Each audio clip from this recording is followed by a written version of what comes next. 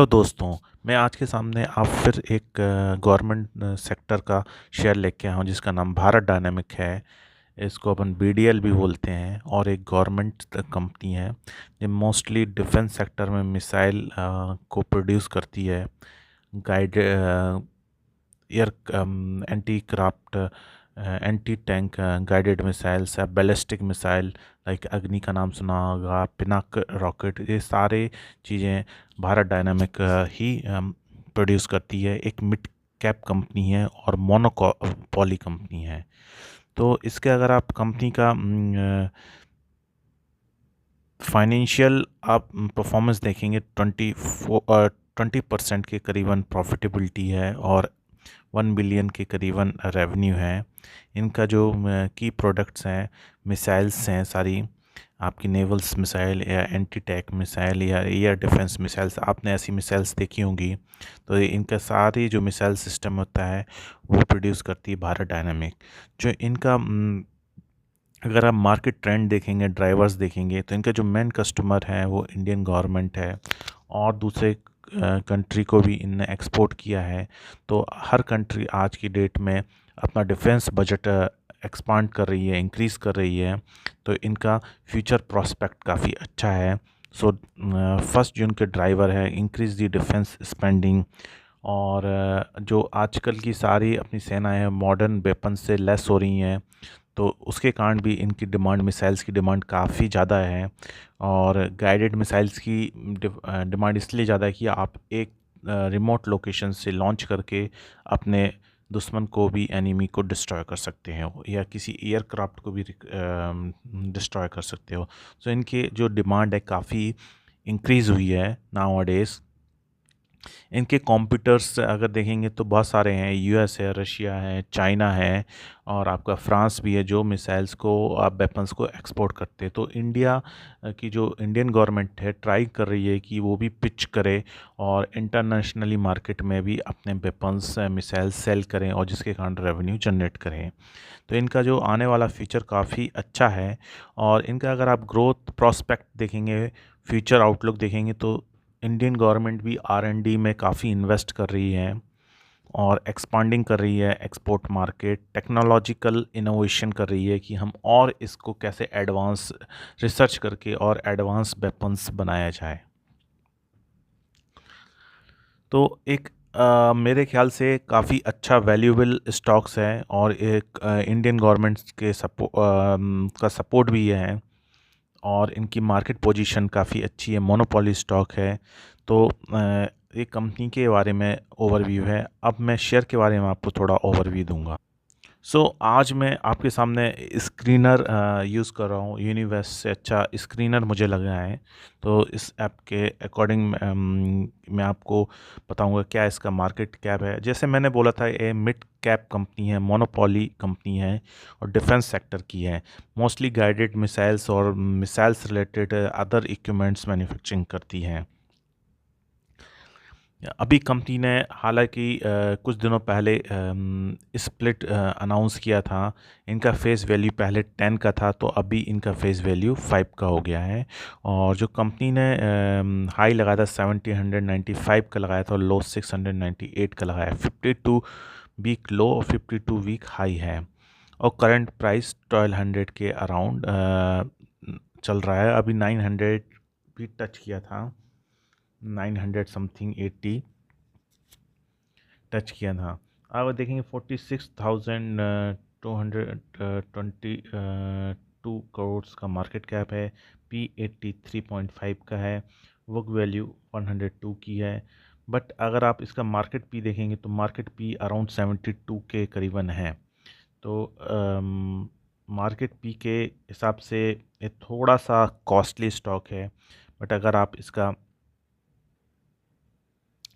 R O ई देखेंगे 70% के हिसाब का है और आर ओ सी 24.2% का है। डिविडेंड भी स्टॉक टाइम टू टाइम देता है, ईयर में 2 टाइम्स डिविडेंड देता है। तो इनका डिविडेंड जो यील्ड है वो आपकी 0.42% है।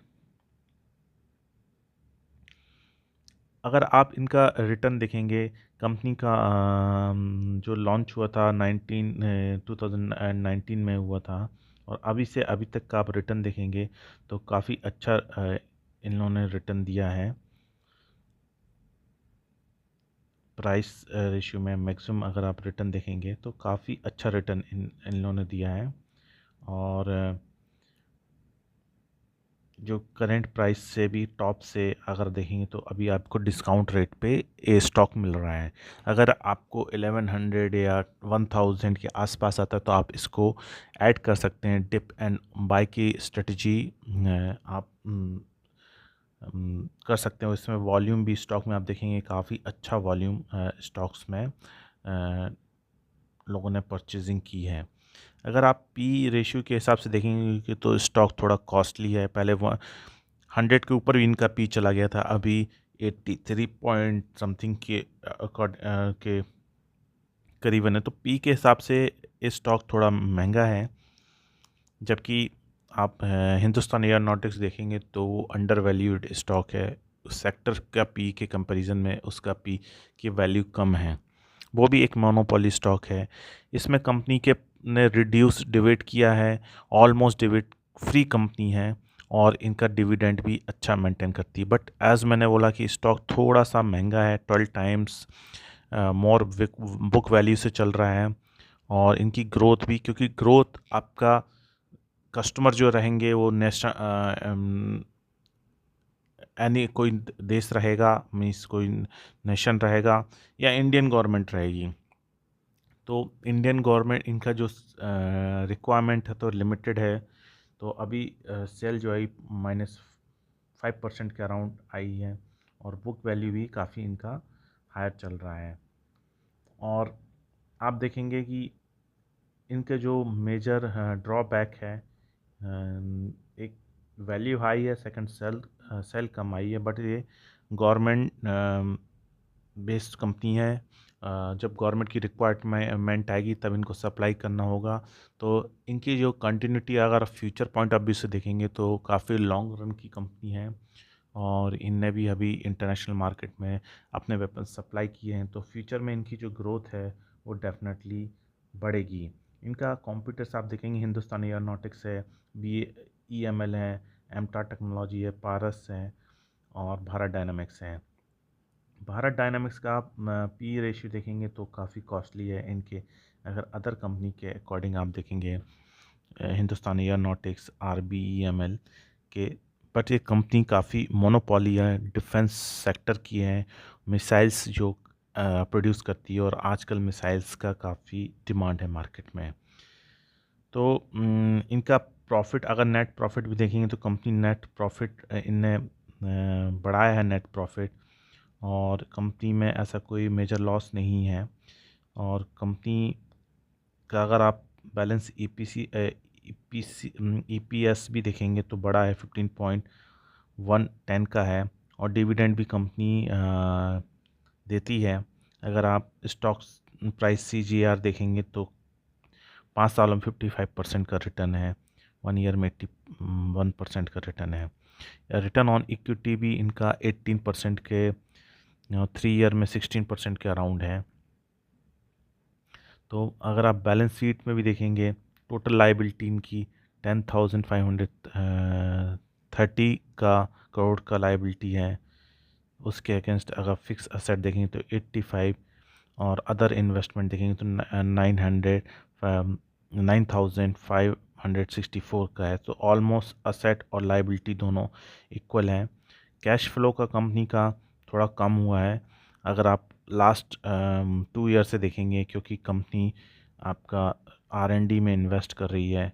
तो लास्ट ईयर 788 का है, अभी -459 का हो गया, क्योंकि कंपनी R&D में भी इन्वेस्ट कर रही है। इनकी सेल्स भी 5% कम हुई है।